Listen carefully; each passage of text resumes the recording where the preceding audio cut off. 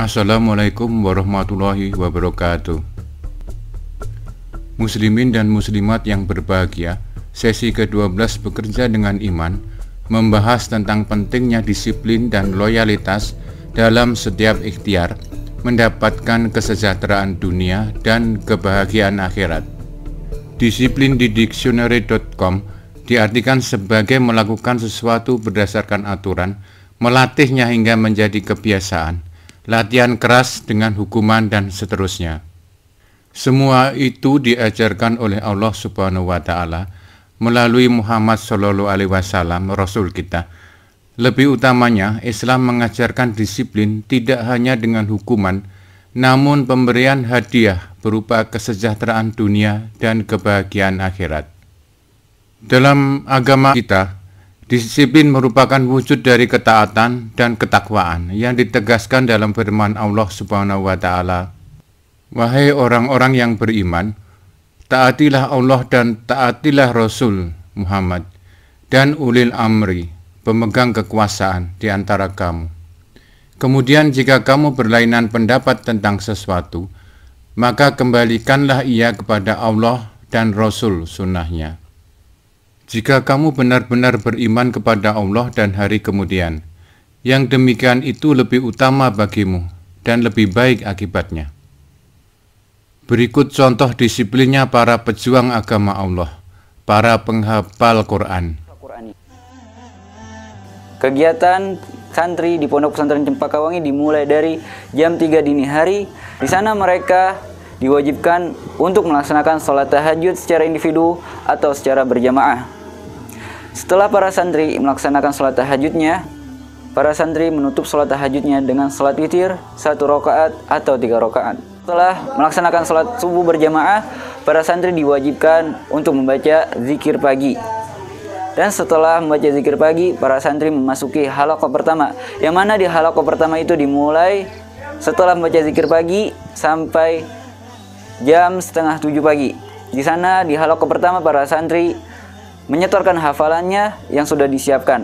Dan setelah melaksanakan halaqah pertama, para santri kembali ke pesantren atau kembali ke asramanya untuk melakukan kegiatan yang lain, yang dimana kegiatan di asrama seperti bersih-bersih, menyiapkan makanan pagi, mandi atau olahraga, dan atau melaksanakan kegiatan yang lainnya.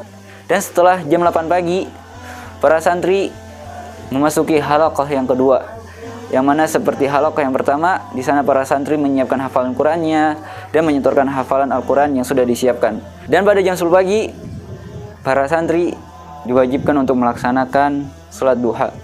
Dan setelah mereka melaksanakan sholat duha, mereka baca Quran sampai jam setengah 11.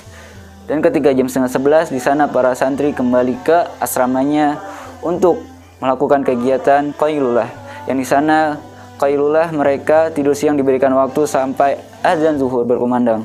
Di halaqah ketiga dimulai dari jam setengah 2 dan diakhiri pada azan asar berkumandang. Dan setelah melaksanakan salat asar berjamaah di masjid, para santri diwajibkan untuk membaca zikir petang.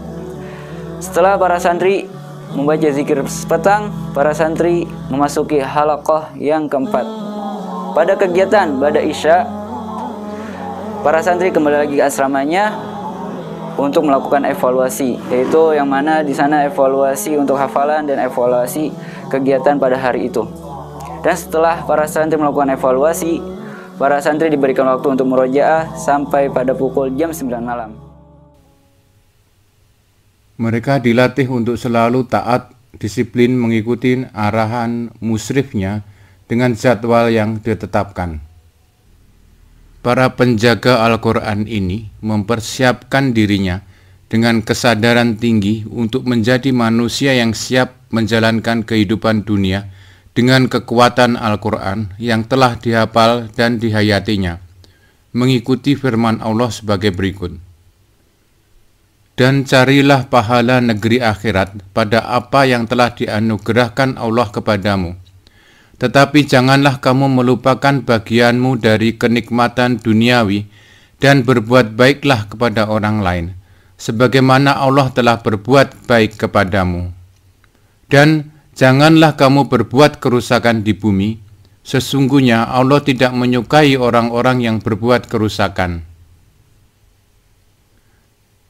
Dengan niat yang kuat dan disiplin menjalankan jadwal yang telah ditetapkan, target yang direncanakan akan tercapai dengan pertolongan Allah Subhanahu wa Ta'ala.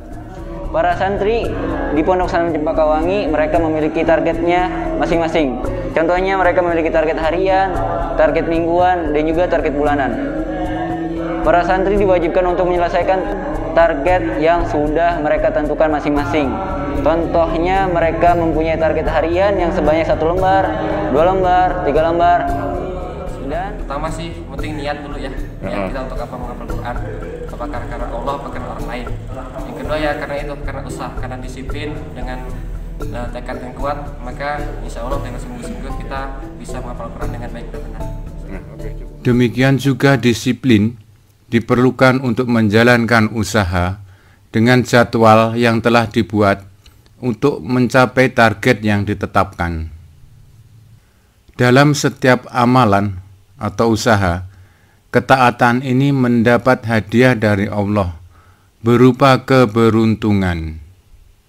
Apabila telah ditunaikan salat, maka berterbanganlah kamu di muka bumi, dan carilah karunia Allah, dan ingatlah Allah banyak-banyak, supaya kamu beruntung.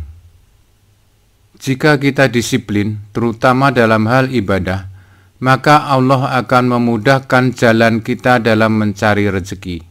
Tidak perlu takut untuk kehilangan pelanggan saat sholat, karena Allah akan memberikan jalan rezeki yang jauh lebih baik bagi mereka yang sholat tepat waktu.